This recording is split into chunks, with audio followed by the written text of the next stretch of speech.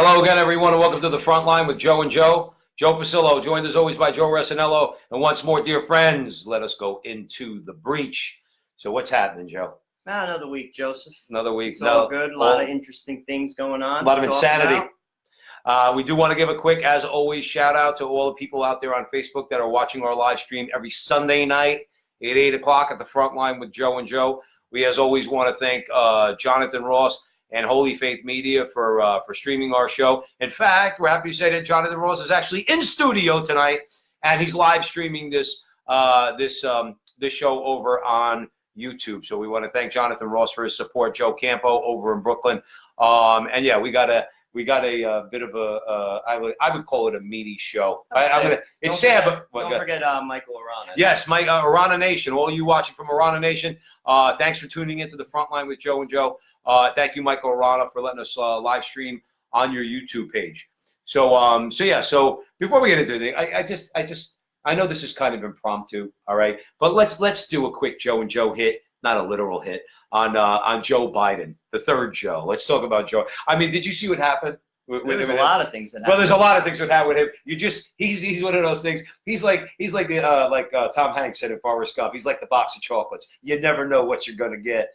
The girl, the young, reporter of some kind, internet reporter, whatever. She's a girl at a rally. He's walking through the crowd. She goes to ask him a question. So she said, Senator Biden, how many genders are there? And he turns around and he said, at least 3. Right? Did you catch this? Yeah, but it's so disingenuous. Well, that's the whole thing. It's just so disingenuous. But did you hear his response to her though? He goes, at least 3 of them. She says, well, can you name them? And he goes, don't mess with me, kid. It's classic. They're like, now, not for nothing. If he was a Republican and he said that, I'd be like, I love it. But it's Joe Biden, so I have to. But it was the way he said it. He goes, don't mess with me, kid. But yeah, so quick hit on Joe Biden. Tucker Carlson did a piece on him the other night. Went on for about, I guess it was about 5 or 10 minutes. Tucker Carlson thinks Joe Biden's toast. Says this is just going to be a long, slow, painful process till next year when Joe Biden finally bows out of the race. So the show's not about Joe Biden, but I'm sorry, I can't resist. I think it's like when he was with Obama, it was like kind of funny, Uncle Joe, but I think it's a totally different perspective when you're running for president. I mean, I think he called Theresa May Margaret Thatcher twice. Did he really? Oh yeah, 2 times. 2 separate times he called her Margaret Thatcher. He's the gift that keeps on giving. I mean, he really is. I mean, it's just like no one's perfect, but I mean, you're talking about decades, and it's 2 times. Right. I mean, and I mean, let's while we're on this subject, just real quick. Do they want him? No, I don't think the DNC wants him. I mean, I do think the people do, truthfully, as far as the average Democrat, but I don't think the party wants him. I know the media doesn't want him. I mean, they're already hitting on him pretty hard. Well, so it'll be interesting. I mean, let's be honest. The DNC's a mess. They don't really have a viable candidate. I really don't see it. I mean, maybe I'm wrong. I mean, I've been wrong before in my life. I've been wrong many times, but I don't see them having a viable candidate to beat Donald Trump. Not for nothing. I don't think something changes. I mean, listen, Trump's a bit of Teflon. It doesn't seem like anything they try, and we'll talk about some of that tonight. You know, here's a guy they try to throw everything in the kitchen sink at him, and his approval ratings just keep going up. In other words, he just keeps staying one step ahead of them. You know, people say that he doesn't know what he's doing with his tweets. I think I don't believe that. I think he knows exactly what he's doing, and I think he knows exactly what the response is going to be, what his response is going to be. I think he knows exactly what he's doing, exactly what buttons to push. I think this could turn out to be a real bloody election for the Democrats because, and again, we'll see. This show wasn't about Joe Biden, but it's always fun to give him a quick Joe and Joe hit. So. What are we talking about in the breach tonight? All right, we got our first segment. Is Donald Trump to blame for the Ohio and Texas shootings that occurred a week ago? The reason why we're bringing it up tonight is because all week this has been discussed. It's been discussed on every channel, all the periodicals, all the pundits, going back and forth. A lot of very horrible things, to be honest with you, have been said as well. I mean, to be truthful with you, I was looking at this at work. Sometimes I was stopped in my tracks by some of the things that I have seen. Unbelievable. Talk about things being said about Trump. About And Trump. just- and by extension, by the way, Trump us and supporters. Trump supporters. I actually, before we even get into the segment, I actually saw something on Drudge that there was a flyer in New York City that said, "Put all Trump supporters in death camps." Right. This is what's floating around. So it's completely And they'll say, unhinged. and they'll say that and that's it's completely, it's just yeah, illogical and sad. Joe, they'll say that, well, no, that's not really it. That's the extreme. Well, we're going to talk about it tonight. We don't think that that is an extremist Democrat position or leftist position. We think that that's exactly what's in their hearts and what's in their minds. Because you got to remember something. Let's preface this particular part of the conversation by saying the hate speech in my lifetime, in your lifetime, has always come from the left. If there was any, and we grew up with any Republican, any conservative, anybody who disagrees with the left was always called all sorts of names. Now it's just gone to a way different level. But Ronald Reagan, of course, was a racist because he criticized welfare queens. You got your head in the sand and you don't know what you're talking about if you don't know that welfare queens exist. Okay, many of whom are white, so it really doesn't have anything to do with race. But I remember those days. Okay, Papa Bush Alec Baldwin called him a CIA baby killer. Okay, all sorts of names against George Bush. So we grew up with this. All right, it's just now going to the truly It's crazy, way to the next level. And yes, they're going over the heads of they're over the head of Donald Trump to blame all of us. This is they're massaging. They're preparing for the real attack that is going to be increasing over the next several months and going into next year against anybody who supports Donald Trump. That's what Joe's going to be talking about, and that's what this topic is about. Because if you're blaming Donald Trump for these shootings, that means you're blaming us for these shootings. Well, let's talk about the shooters. I think we have to give a little background as far as what they were all about, at least what we know about them. What has been released in the press, and then we can draw our own conclusions. If you disagree with us, please put out your comments and we'll be happy to address them. The first basically shooter in Texas, he's killed over 30. I believe the kill count now is over 30. I believe so. Basically, he published a hateful anti-immigrant manifesto. He's against the races intermingling. This is some stuff that he documented. Mm-hmm. And he was a white nationalist who criticized both parties. As far as the man in Ohio, he killed 10 people. No political or racial motivation. He supported Elizabeth Warren. He praised Antifa. He was in favor of strong gun control, believe it or not. And he was a troubled teen who had a hit list on his classmates. Okay. So basically also, just to I think it's important to make the statement, the president never advocated for violence. He's publicly condemned both shooters as well as white supremacy. And this white supremacy argument's been getting thrown around all week. I think it's absolutely ridiculous. You can call Trump coarse. You can call Trump crude. You could even say he's mean-spirited. But at the end of the day, he is absolutely not responsible for these tragedies. And I invite anybody who disagrees with me to please put your comments up, and I'm happy to address them. But I want to say this though, because whenever I don't think we should play fair or nice in this particular case at all. I think all the conservative commentators on TV, whenever anybody tries to suggest that Donald Trump has anything to do with this guy, particularly this guy in Texas, okay, then just start going right back down. Say, good, the guy who shot Steve Scalise, Bernie Sanders, you're responsible for that.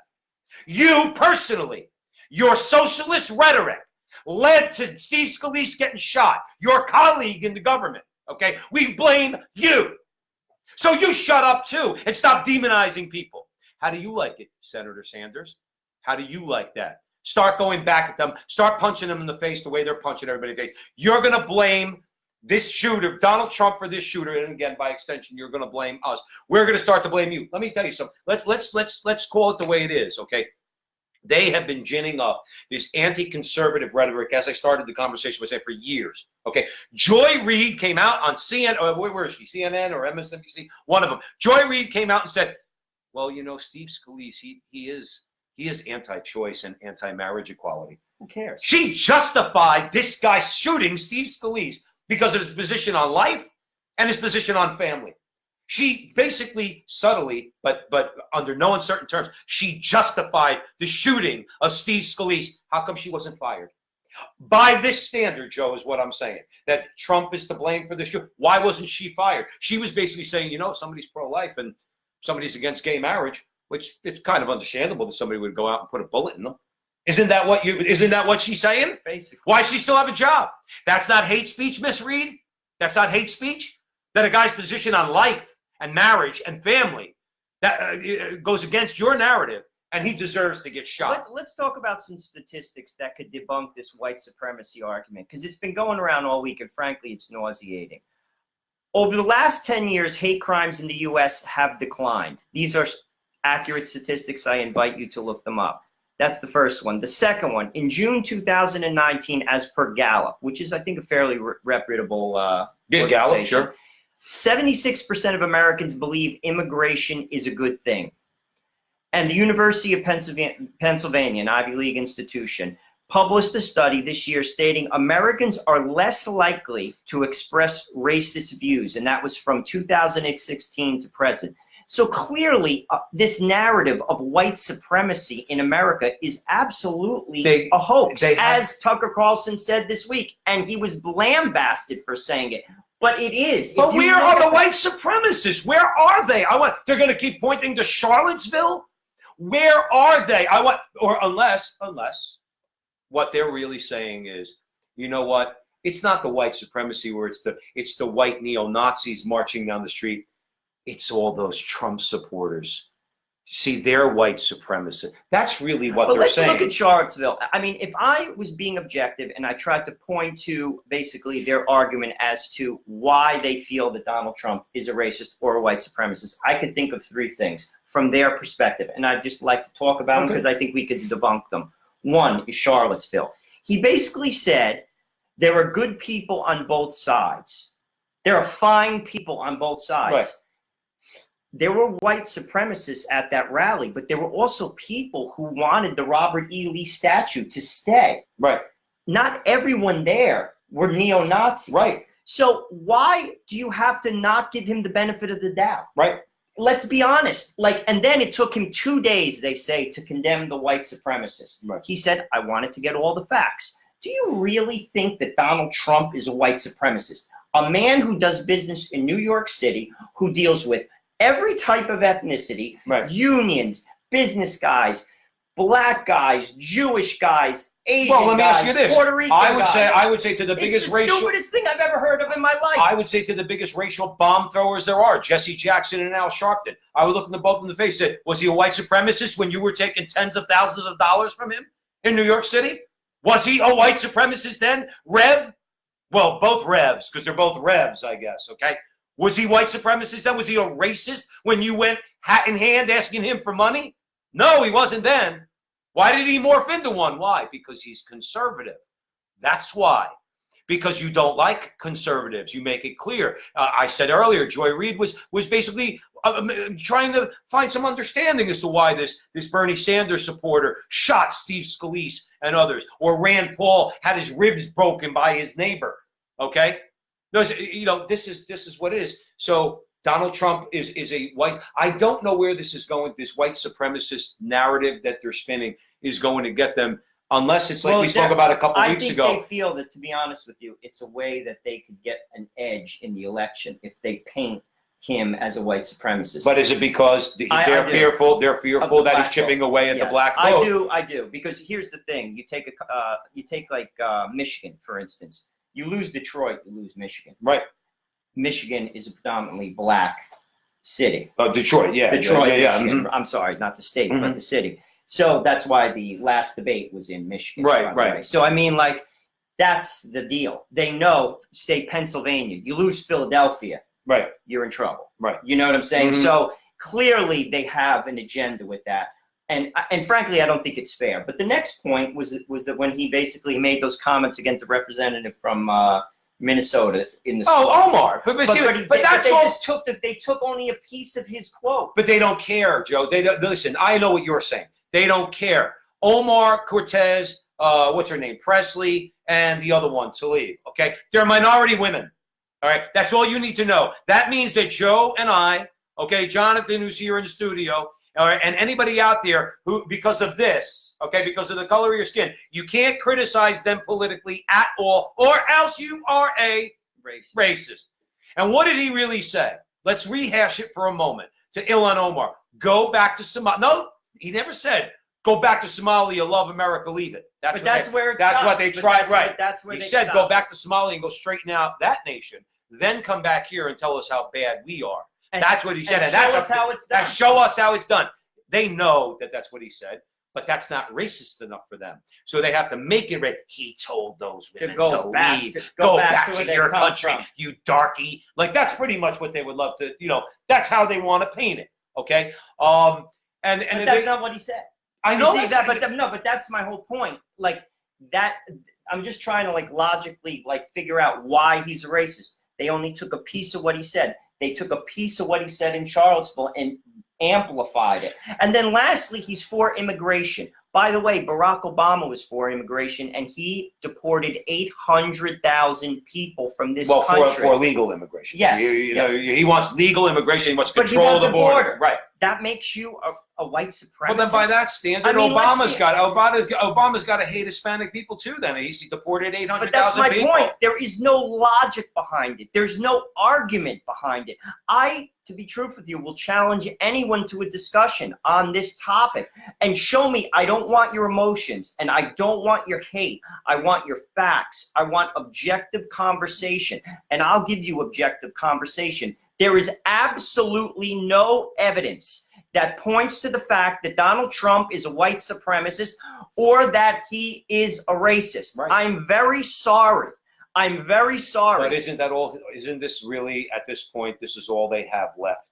No, this is really all they have left. Their only hope, and this is to me, I mean, they're hoping beyond hope, because I don't think it's going to happen. I really don't. They're hoping that by hammering home this idea that he's racist, that Joe and Joe are racist, that Tucker Carlson's racist, that Mike Knowles is racist, all the white bloggers out there, all the conservatives out there, you're all racist, that somehow, some way, that's going to sway black people to voting for whoever it might be, Elizabeth Warren, or whoever it might be. I don't think so. But I don't think it's going to work. On the side, Dr. Alveda King, who is Martin Luther King's niece, came out publicly this week and said that Donald Trump isn't a racist. Yeah, but remember something. She's not a real black woman because she's pro-life. But you know what I mean. No, I'm doing. But Joe, did you understand? Alveda King is not somebody who's looked up to in the black community because she works closely with Father Frank Pavone and the Priests for Life, and she is in the forefront of the pro-life movement in America. She's not a real black woman, according to MSNBC and CNN. She wasn't paid to make that statement, and frankly, she didn't have to say it. She volunteered it. And do you think? Again, let's be objective. She's Martin Luther King's niece. That's quite a legacy. Martin Luther King is a giant when it comes to American history. Right. Do you think that she's going to make a statement like that and put the family name on the line? As a quick aside, no. Even if I thought in the slightest bit that he was a racist, all she has to do is keep her mouth shut. She doesn't work for him. Right. And let me tell you, I just mentioned just as far as credibility, as far as I'm concerned, for Alveda King, okay, who I love to death, we both do, is that I think I might have mentioned to you before, I was at the rally in Washington, D.C. in 2010 that Glenn Beck held on the Mall, okay? And Alveda King was there, and they asked her if she wanted a bulletproof vest, and she said no, okay? Glenn Beck, I love Glenn Beck. Glenn Beck wore a bulletproof vest, okay? Because there were threats. There were threats against her lives. She was there to give a speech. She was talking about life and the value of human life because she's very pro-life, like I said, and she refused to wear a bulletproof vest, basically giving the attitude. That's a woman with courage. Absolutely. That's a woman with courage and credibility, a lot of credibility. And she's a real black woman, not like you, Joy Reid, okay, who think it's okay to shoot a congressman because he's pro-life and he's against gay marriage, that it's okay to put a bullet in him and he almost died, Joy Reid. No, so people like you, you're the problem. You're the hater. You're the one who justified violence. Donald Trump came out and condemned this violence. You had an opportunity to condemn this Bernie Sanders supporter, and you justified his actions by saying because Steve Scalise is pro-life and against gay marriage, it was okay to shoot him. You didn't use those words, in fairness, but that's what you subtly were implying, okay, that it was okay to shoot him. This is what we are fighting back against. Talk about Elizabeth Warren. Notice, has anybody blamed her? No. Has anybody blamed her for Not the a shooter word. in Ohio? He was a socialist. He supported Elizabeth And Warren. by the way, Eddie just checked it too. He said the El Paso shooter was actually a radical environmentalist who blamed Republicans in his manifesto for selling out to corporations. He did not echo Trump in any way. Why are they overlooking that? See, it's always a matter of when someone who will make them look bad, let's say a shooter in the case of Steve Scalise or this guy, they want him to be right-wing, white supremacy, okay? But in the meantime, the guy's a radical environmentalist. So where do you go with that? Okay, well, like where do you go with that? I don't get it. I mean, along those same lines, remember something. All the serial killers in American history and everything, you know who's always got the least amount of attention? And those, once they found out who it was, Ted Kaczynski, the Unabomber. Why? Because they found out he was a radical environmentalist. And then the news kind of was like, oh my God, this guy's a radical environmentalist. We can't have that. Let's get him off the front page. And you never hear about the guy anymore. No, you never hear about the Unabomber anymore. In the meantime, he killed people in the name of environmentalism. He's probably he working killed for people. the government right Yeah, now. well, right. The CIA has him somewhere. But anyway, Probably but working yeah, from his the jail double cell. standards, the hypocrisy of it. You know, this idea of calling Trump a hater. I just think at the end of the day, it's just a matter of trying to, what they did in 2016, they're trying to shame us into not going to the polls. With that said, though, I think the rhetoric has to get toned down. The rhetoric needs to get toned down. First of all, it's inaccurate. Second of all, it's getting over the top. And it's only going to escalate, I think, into more violence. I think it's got to tone down. I mean, a number of people have made this plea, and I am basically making it now. The Democrats, Joe, have to, I'm sorry, go ahead. No, but I'm You're just saying, right. like, people have to, like, we're having a debate, we're having a discussion. It's one thing to have a discussion based on facts. It's another thing to have an agenda. Basically, you're defaming somebody. You're using very strong words. When you call someone a white supremacist, you call someone basically like, you know, a racist. These are fighting words. Right. Like, this is going to escalate. People have to chill out. People have to chill out. And, you know, this is the funny thing. When I have conversations with people about this, they just want Donald Trump. Now, listen, this is who Donald Trump is. He's not innocent in this either. You hit him, he's going to hit you back. This is who he is. But they just want him to roll over. You see, this is the part that I kind of laugh.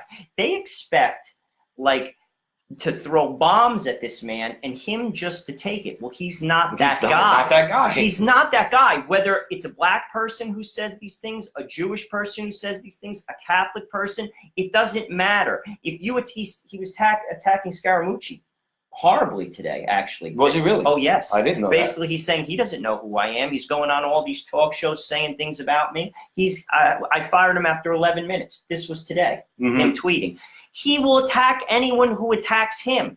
The point is, everyone's got to chill out. Everyone has got to chill out. But why don't they? But why don't they start they're not treating? going to. But They're right. not going Why to. don't they start talking to him as the president of the United States of America? Start coming up with some solutions. Okay, sit down at the table with him. Let's talk about healthcare. Let's talk about real border security. They cannot do that, Well, Joe. they won't do that, They won't. and they're hoping against hope that somehow he's gonna. What I say, the four ways, one of four things has to happen to Trump by 2020. He's either in jail, he's dead, he gets beat, or he gets impeached. Well, I will say this. I have never in my life, I'm 49 years old, I've never seen anything like this in my life. People who did not get their way in something and just won't accept it.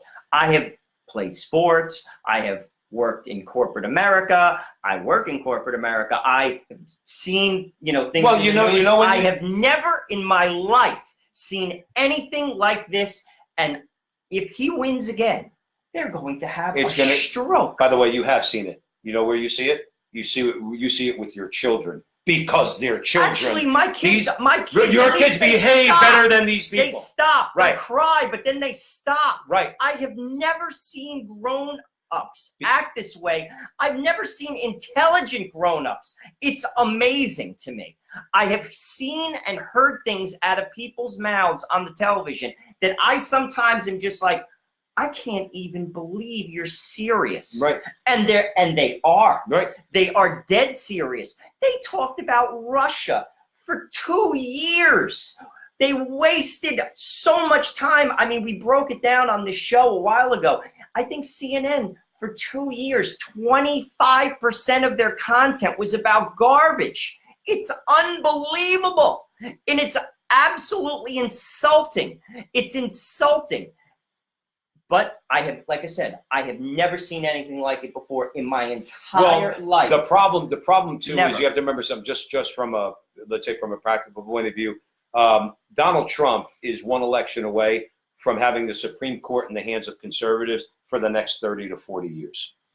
And that, I've said this before as a theory, I can't prove it, is ultimately what has them shaking in their boots. That on all these things, they might have been willing to work with him, but on Supreme Court justices and other justices in the federal judiciary, they don't want him putting sane judges on there because it's the judges that help them get through their cultural agenda. We have gay marriage, not because of the democratic process, because of Anthony Kennedy. Okay, we have abortion, not because of the democratic process, because of Harry Blackmun. Okay, it's the judges that help them to get their cultural agenda through. And the more they can make the culture, how should we put this, Joe? Keep the culture a swamp, okay, and keep people oversexed, overdrugged, and everything else. Well, then that will trickle down into more political power for them.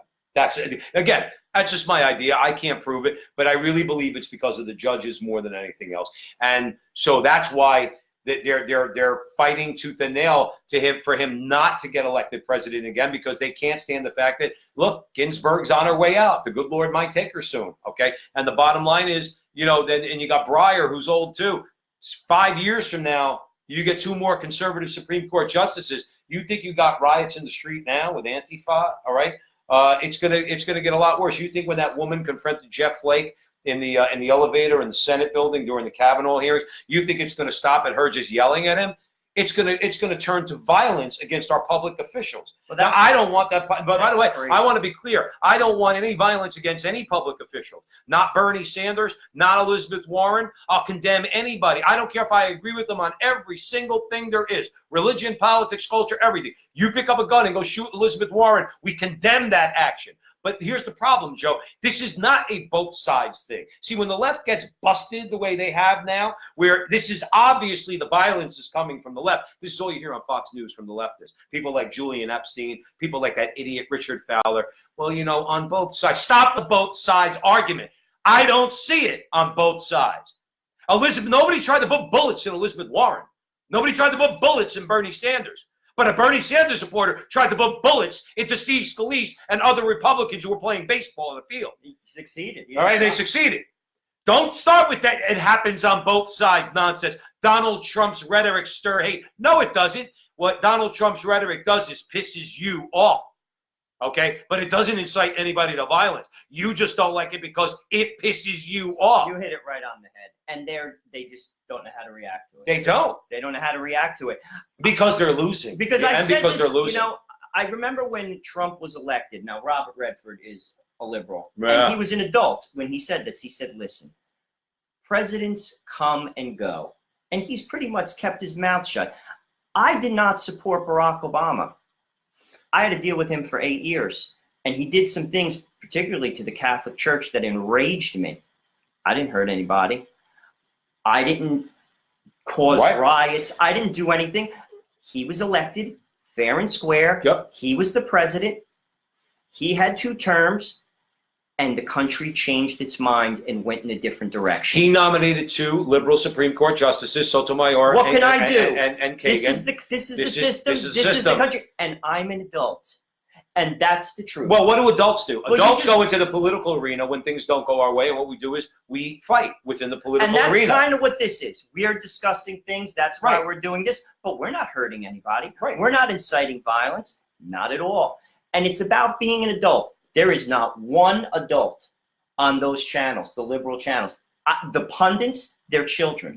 I cannot believe, and they're smart people. They act like idiots. Well, they're smart enough to know what they're smart enough to know, Joe, what they're doing, okay, or at least what they're trying to do. Remember, unintended consequences, okay? The more they try to be, we learned from 2016, the more you call us haters because of our legitimate political, moral, and social and cultural positions, okay, the more you call us haters, all right, the more you're going to lose. All right. I don't care. I don't care if I break both my legs the night before election day and I'm in a wheelchair and I'm laid up in the hospital. I'm going to demand that the people in the hospital take me to the voting booth, and I'm going to go vote for Donald Trump. You are encouraging people not to get violent, not to do anything, okay? But basically say, you know what? I'm tired of you picking on us. You know what? So now I'm definitely going to vote for Donald Trump. And I've been telling people that too. I told you, I know people now because of that did not vote for Donald Trump, still don't completely trust him except for judges because they like the judges he put up. He stayed true to his word and said,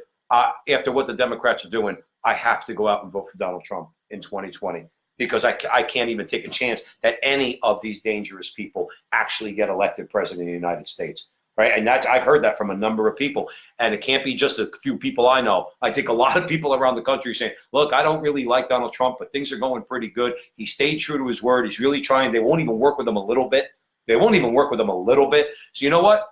I'm not only going to go vote for him, I'm going to go vote Republican in my congressional district. And this is something about Donald Trump that I find to be actually refreshing. Do you know that they would work with him right now on gun control? He would work with them right now, rather. I got it backwards. There's no question in my mind. If they came to the table, the NRA is a little nervous. I've seen some things right now about like military assault weapons. Donald Trump is not an ideologue. He'll actually come and talk to you. He'll talk to you on immigration. He'll talk to you on gun control. Hasn't he proved that? They are not interested. Well, they're not interested in anything. Nope. Anything. I've said this before. If Donald Trump spent all his money, he cured the HIV virus. With his money, he funded research at a university. They would not give him credit. The people on The View would still hate him. Right. Zero credit.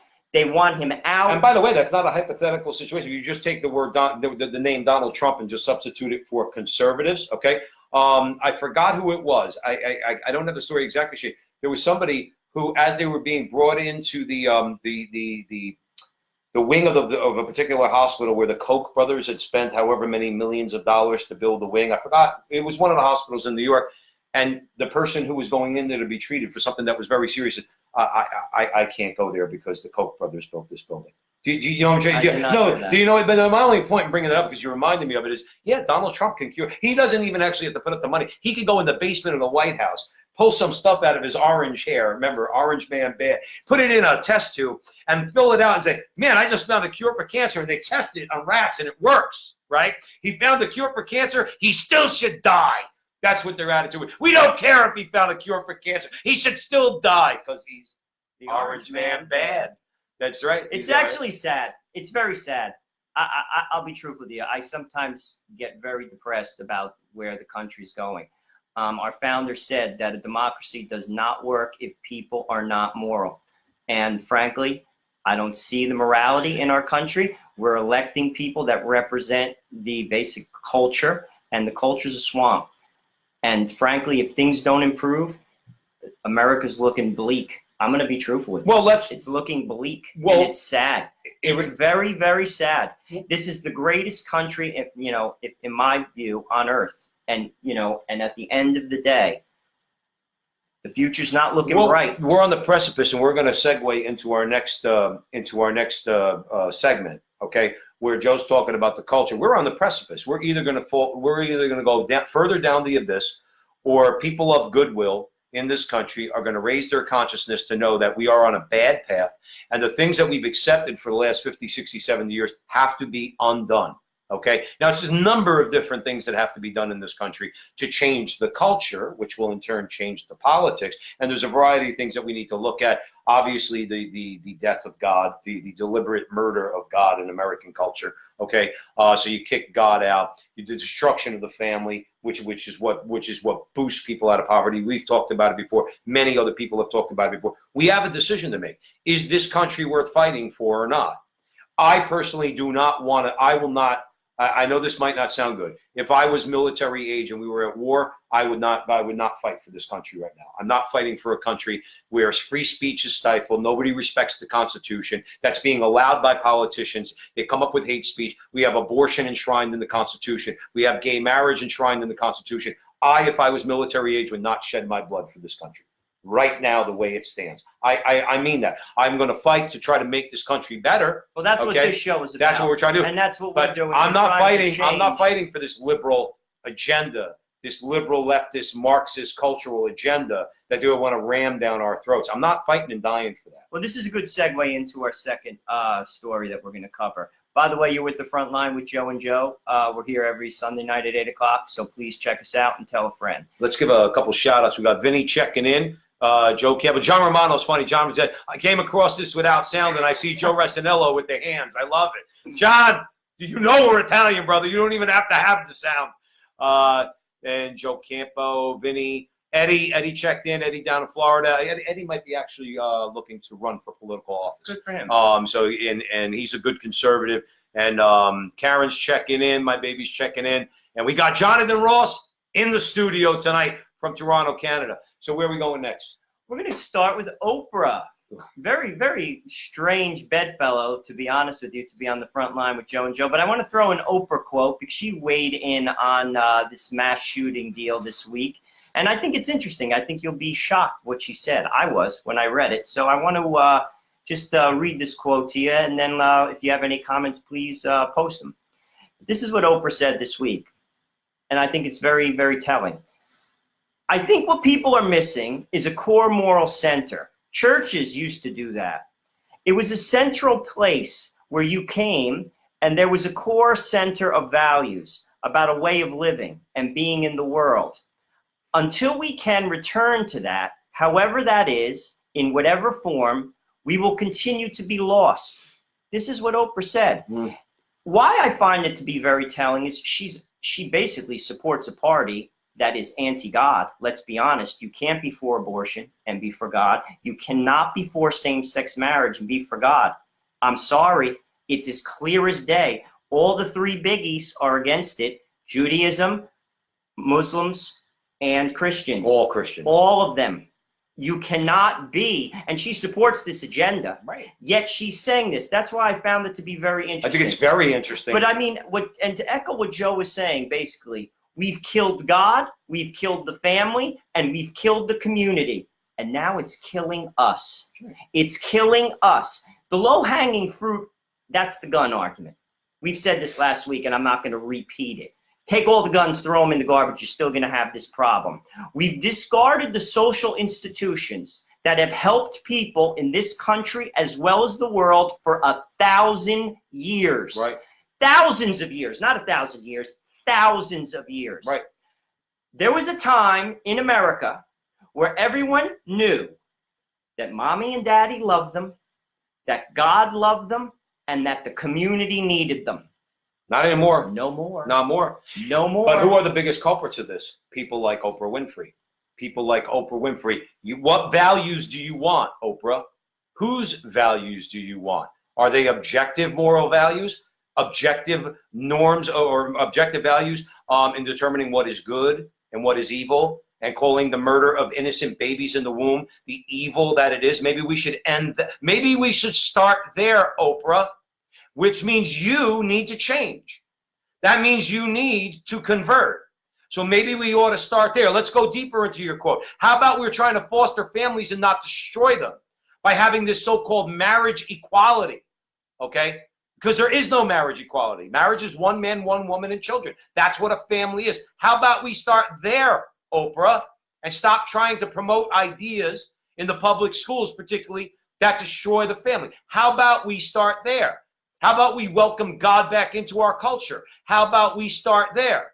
So whose values are you talking about? Because it's very easy to say, yeah, one of my values is I don't want anybody walking into a mall and shooting and killing 30 people. But the funny thing is, if she said this at the DNC convention, they would have booed her out. What core values? They would boo her off the stage, and every reputable Democrat from Obama down would distance themselves as far as the eye can see from her. Right. That is a fact. That's why I found it very shocking that she actually would say this, because this is what I've been saying for a decade. Right. I've been saying this for a decade, and no one wants to listen. No one wants to listen. Well, mostly people like Oprah. Her and people like her don't want to listen. Why is she lamenting what the churches used to do? It's people like you, Oprah, that destroyed the church.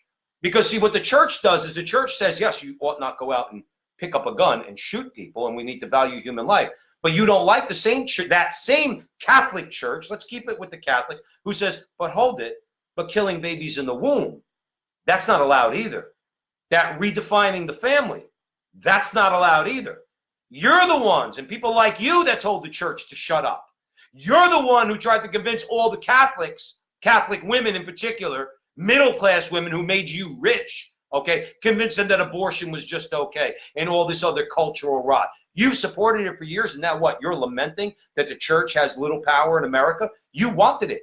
That's what you wanted. Now somebody goes in and shoots 30 people in a mall, and you're saying, how did this happen? Maybe we need to get back to values. Again, I'm going to ask the question, Oprah, whose values? Whose values? We believe in the values of the Catholic Church, which are basically correspond with what we would call Judeo-Christian morality and the natural law and social order, okay? But you and people like you and your lefty buddies, you have attempted for the last 30, 40 years to destroy all that. So we're supposed to listen to you now? Let's talk a little bit about when you destroy the family, when you destroy the community, when you destroy spiritual centers. What happens? What do you get?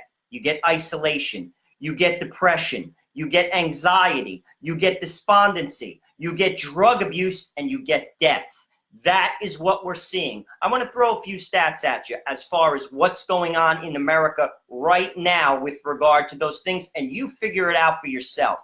Right now, between 2000 and 2017, the rate of deaths due to drug overdoses have increased 400%.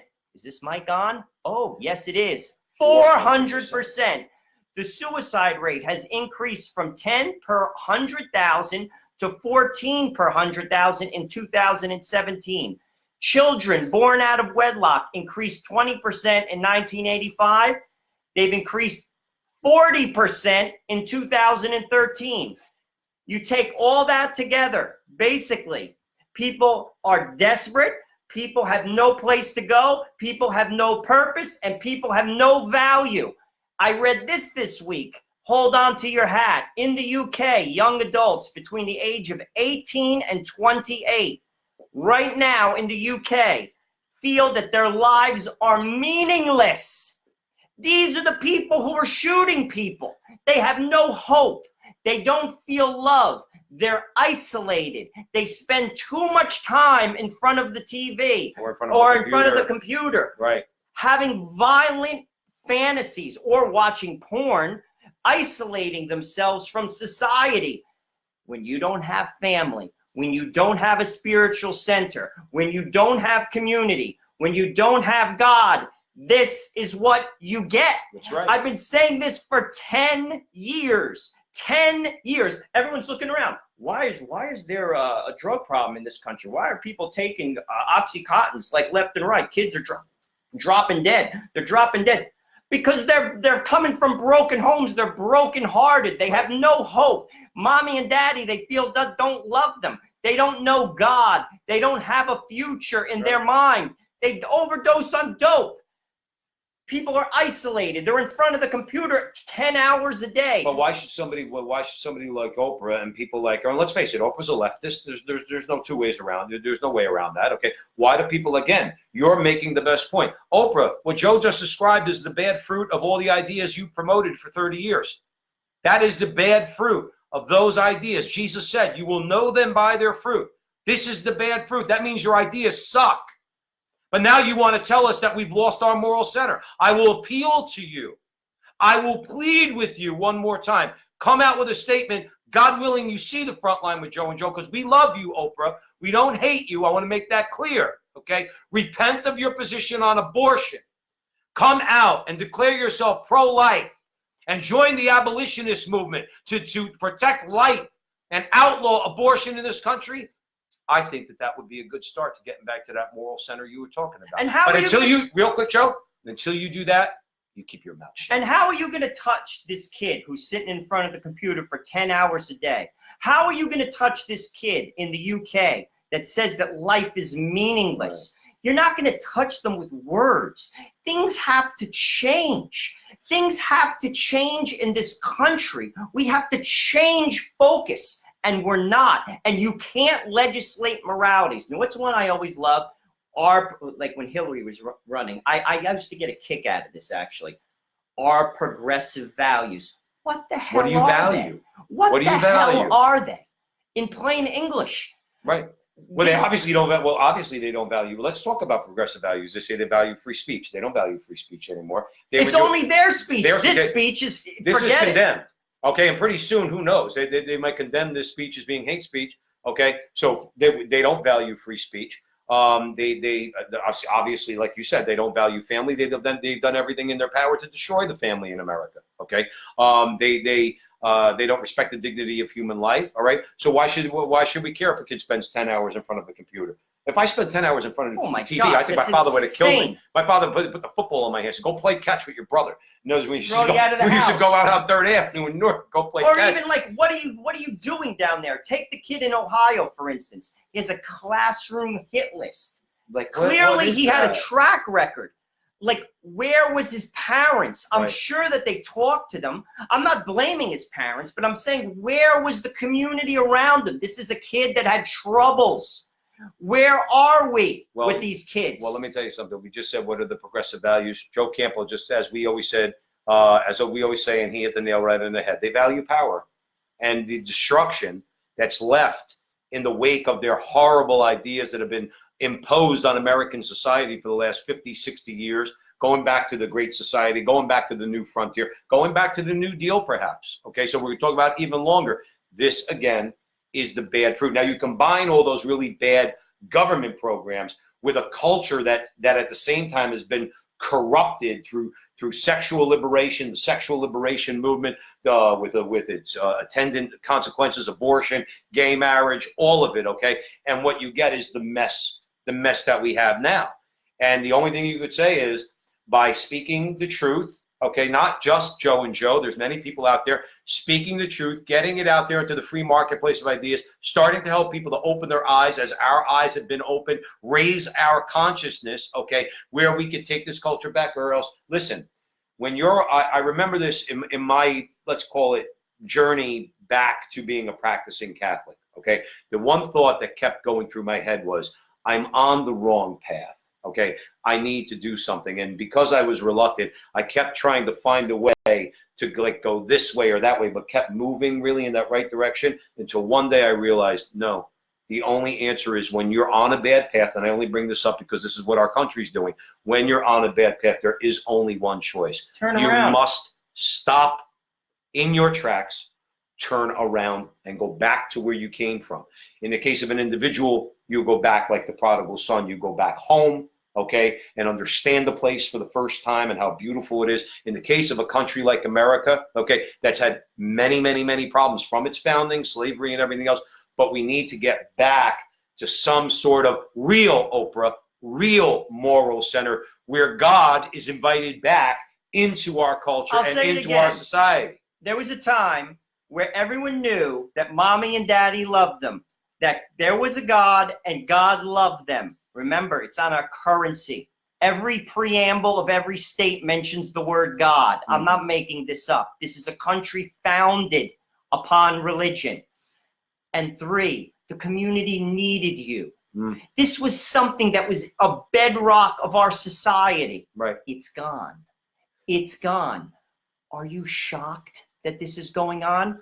I, for one, am not. Well, how could you? But yet they are, Joe. Every single time. Do you think they are? I mean, again, I know some people sincerely may be, okay, and really just maybe started out with good intentions, but then they just want to get rid of guns. And then I'm going to be honest with you. That's all they care about. guns. But then what happens the next time 20 people get killed? Only the next time it's with a homemade bomb rather than a gun. Because let's say for argument's sake, a kid who's unhinged, okay, who exhibits all those things you talked about, isolation, desolation, depression, anxiety, drug use. Well, what's to stop him from figuring out how to make a bomb in his basement, strapping it on his back, walking into the mall, and blowing himself up with 20 other people? Or how about just take a car? Look what happened in the south of France. A guy took a tractor trailer, and ran over people. You could drive into the Lincoln Tunnel and blow it up. I'm just saying, like, there's a million things that can happen. They are, the answer, and the reason why I bring up Oprah, no kidding, Oprah. That's what I would say. Really, Oprah? Duh, Oprah? No kidding. Yeah. I've been saying this I swear, if you hear me, I rant about this constantly. But I just would like to say, like I said, I just would like to ask, I should say, what are the values? What is this moral core that she wants to get back to? Because you haven't exactly supported things that would be considered any sort of real moral basis, moral core for this country. So again, I sit here like you, I say, we're not shocked, Oprah. In fact, the Catholic Church has been talking about this for a long time and the consequences of bad ideas. So we know because we're Catholic, okay, because we've actually bothered to listen to Mother Church, okay? So we know the bad consequences. It was predicted and now we're seeing it. When you devalue, when you say for 30 years, again, let's say I'm 50, so I've been hearing it probably since I'm 15, okay, about life in the womb is nothing. It's just a clump of cells. It's a zygote. It's a fetus, and all the different ways that the left has dehumanized the person in the womb. Then why we're not shocked, but why are you surprised when somebody like this kid grows up and has that same lack of respect for the value of another human being's life? Now you legislate to kill old people. They see no value in someone who's old. Right. Kill them too. Kill them too. Right. What do you expect? Right. What do you expect is going to happen?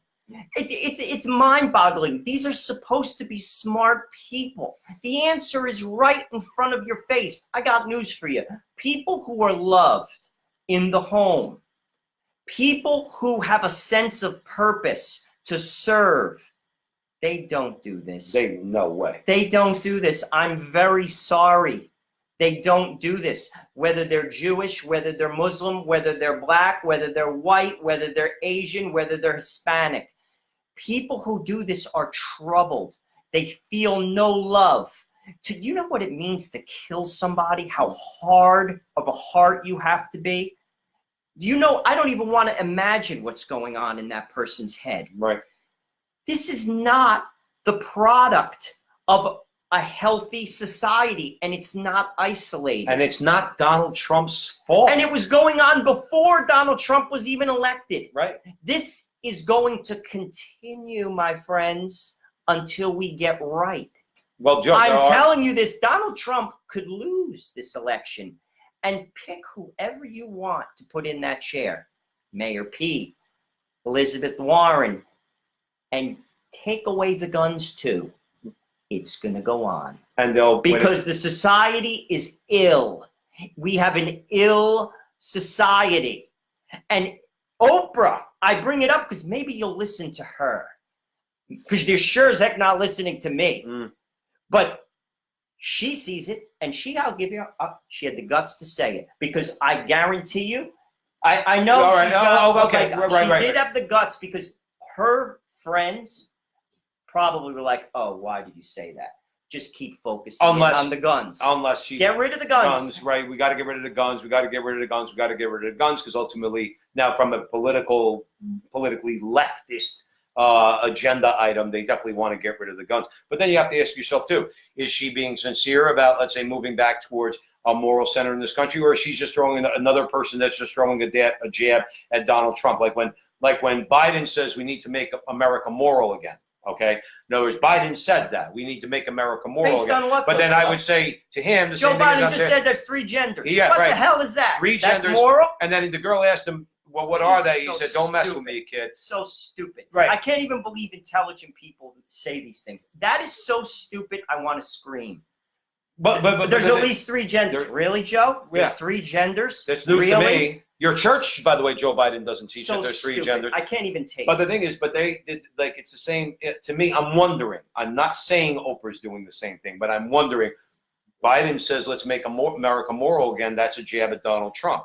So is Oprah saying we need to make America moral again as a jab at Donald Trump, or is she being sincere? Again, I don't know. I think if Oprah really wants to have a good, hard look in the mirror, she's later in life. You're not going to be around forever, Oprah, and you will be standing at the judgment seat, or kneeling at the judgment seat of Jesus Christ. Okay, and I hope for your sake you repent of all your pro-death positions that you've held your entire life. Okay, I really, really do. So if you want to convince people like us to join people like you, how about you get Alveda King on the phone? Okay, I'm sure you could get her number, all right, or invite her to call you and go and join her in her pro-life movement with the Priests for Life in America and fight and raise your voice And the against rabbis. abortion, because abortion is the problem in this country. Why don't you get your head straight on that? It ain't guns that's killing 1 million babies a year.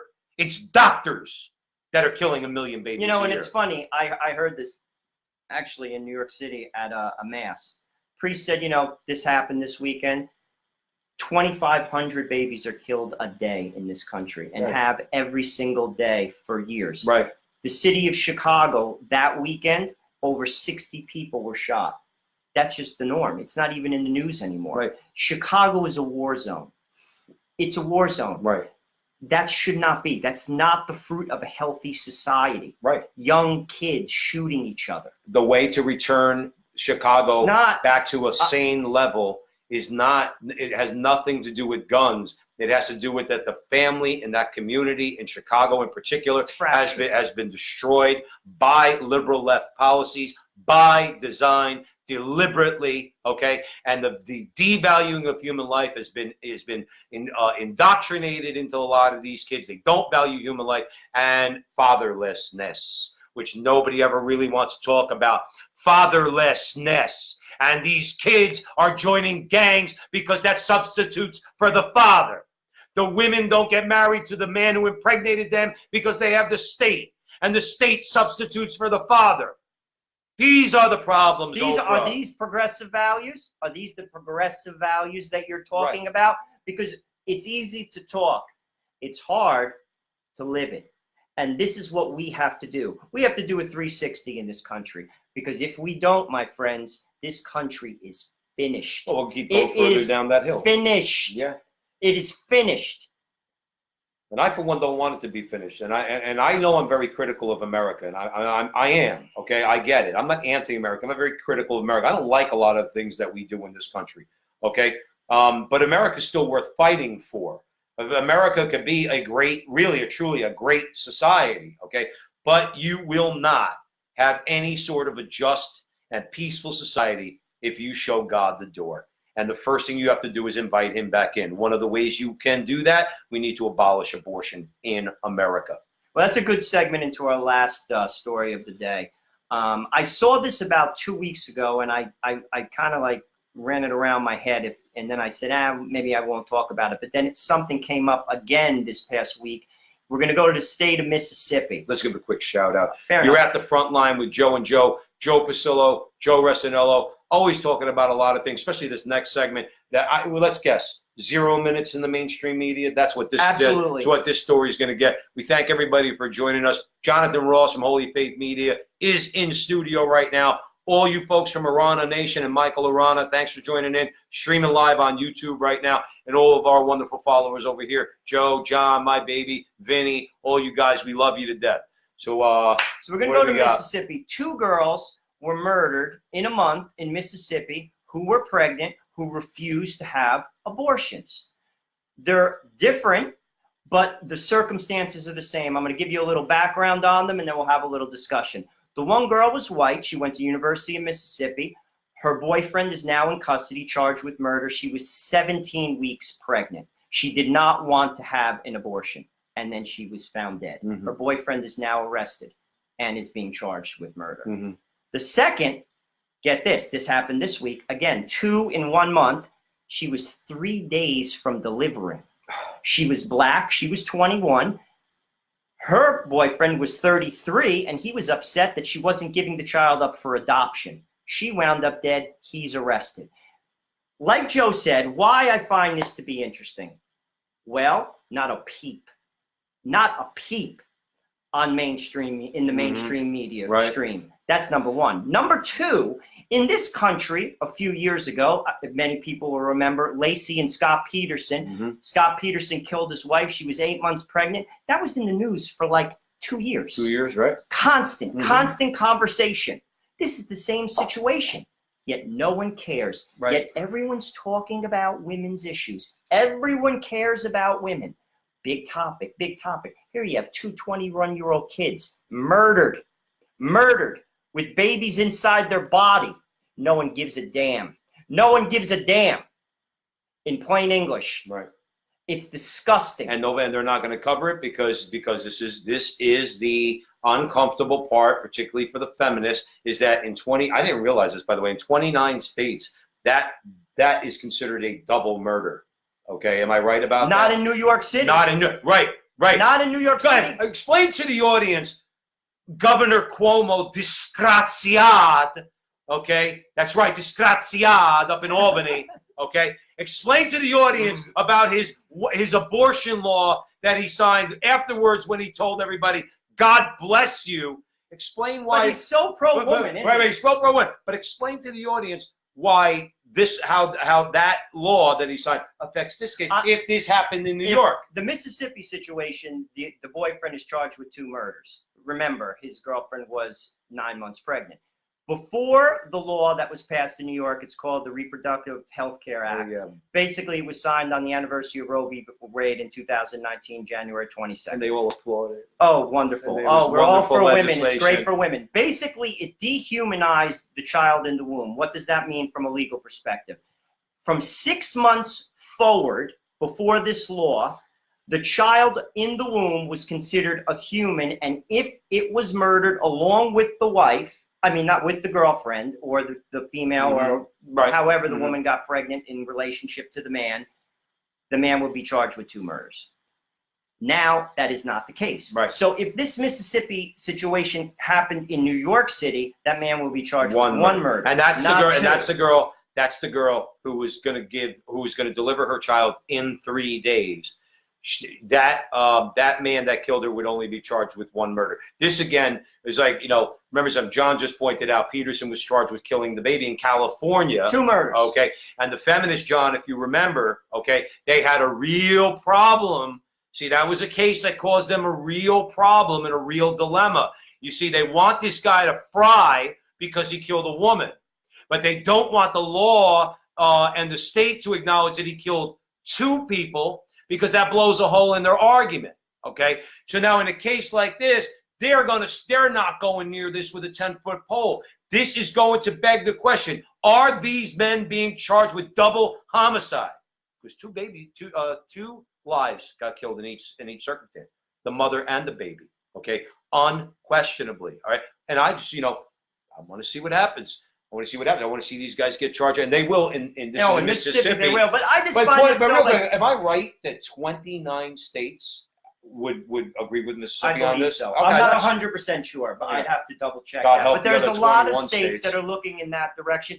But then again, listen, I just find it to be ridiculous when they say they're pro-woman. They're not pro-woman. If they're pro-woman, they'd be screaming about this. By the way, one of these women were white, one was black. Right. They don't care. They don't care. I don't hear. Where's Oprah screaming about this? Right. Where do you have people on The View screaming about this? Where's Jake Tapper screaming about this? Where's Wolf Blitzer screaming about this? Where's the New York Times saying it's unjust? Right. Not a word. Not a word. Not a word. 2 in 1 month. 2 in 1 month. Let me tell you something. They were happy when the Scott Peterson case finally went away, when it was all kind of settled and they got it out of the news, because again, it was a thorn in their side. They don't know how to deal with. They don't know how to deal with that argument. Now, obviously, these are the ways where real life circumstances, reality, the truth, blows a hole in their agenda and their stupid ideas that a baby in the womb is not deserving of protection. Okay, is not a human life to be valued, and it's very frustrating because You know, we know we're going to go near this topic. Okay. We know a lot of people out there are going to go near this topic, and they're going to want to know, yes, like, what do you think about this? Like, because Jake Tapper, you use Jake Tapper. Jake Tapper's not going to cover this because somebody's going to turn around on his show. If he covers it, you say, you know what? They're being charged with 2 murders, and that's going to cause an argument about abortion. That's going to cause the conversation to go to abortion. They don't want to have an argument on abortion. They don't want to talk about abortion. In their mind, even if Roe versus Wade now is overturned, in their mind, they figure half the country is either going to ban or severely curtail abortion, but the big states, California, like the whole Pacific coast, like Washington, Oregon, New York, New Jersey, New England, they're all going to be pro-abortion, and but they really don't want to have a real conversation about the abolition of abortion. And cases like this, if you keep them on the front page, are going to force that conversation. Now, these girls valued human life. Okay, they got pregnant. They want to keep their babies, and now they're dead for it, and their babies are dead for it. You think that the Jake Tappers and all the people you just met, you think they want to go near this story? They didn't want to. They can't wait till they get out of it. And I only bring this up. People should open their eyes to it. They're hypocrites. They're not pro-woman. It's ridiculous. Open your eyes and open your mind, for crying out loud. You talk about your progressive values. Where are your progressive values there? Right. Oprah, you talk about a moral, spiritual center. Where's your moral, spiritual center there? 2 girls are dead. They're 21 years old. They're dead because they were pregnant and they were for life. Right. And no one gives a damn. Right. No one's putting it in the news. Where's your protests? Where's your outrage? Zero. Right. Zero. And then you expect the country to change. You expect this new like epiphany of change to happen in America. Right. Garbage. Right. Lip service. In plain English. Lip service. And by the way, Oprah, God without the moral law is not a real God. So get it out of your head that somehow, some way, I know you, or again, a church that doesn't preach the natural order and the moral order and the social order is no real church. So remember something, Oprah, you caused that, okay? You caused a lot of this. People like you on the left who have actively tried to destroy the church, or at least her real moral teachings, and now you lament it. Well, you know what? Too bad. I heard the new meme or mantra or whatever you want to call it now is, we need to be on the right side of history in regards to abortion. Let me explain something to you. You are absolutely on the wrong side of history. History has always, by the way, many civilizations have had abortion.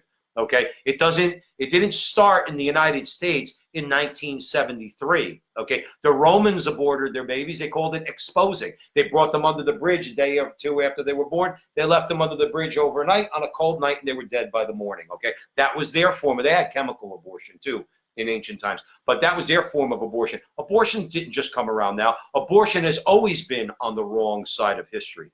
Okay, it's been Christianity, and particularly the Catholic Church, and others have said that. Non-Catholics too said, if abortion ever ends in this country and in the world, you'll have the Catholic Church to thank for it, because we're the only ones who haven't changed our position. Why don't you start promoting real values?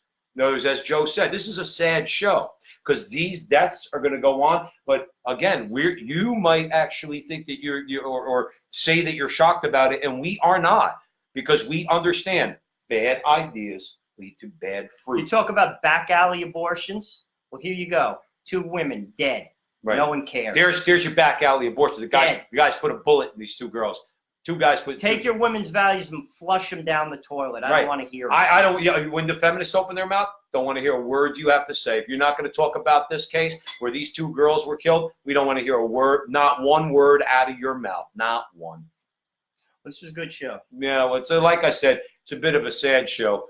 But, look, we're going to be here every week. There's a lot of people that are telling the truth out there. Okay, we might be getting to 1,000, 1,500, 2,000 people. Others are getting more. Others are getting. The bottom line is what we all have in common is that we're all telling the truth, exposing the lies of the left, trying to get back to a real moral center in this country, a real one, the authentic one. Okay, which requires a belief, okay, in God, and to be obedient to God and His law, which means thou shalt not kill and other things. But anyway, we're just going to keep doing it, right? Every week. Keep going 8 into the o'clock breach. Sunday night. And we want to thank you all, for being with us, for joining us as you always do and supporting us and liking and sharing. Please share our videos with as many people as you can, okay? We want to thank also, like I said, in studio tonight, we got Jonathan Ross come down from Toronto to hang out with us in the studio and watch the show. Michael Arana over at Arana Nation. We want to thank Michael for agreeing to put the show on there, and all his supporters also. Please like us, share us, tell your friends, and yeah, we promise you we're going to keep telling the truth. We're going to find the things that maybe not everybody's talking about. That's what Joe and Joe are going to talk about, because our conversation is what, Joe? It's your conversation. It's going on everywhere. So stay tuned every Sunday. See you next week. And thank you for listening. Thank you.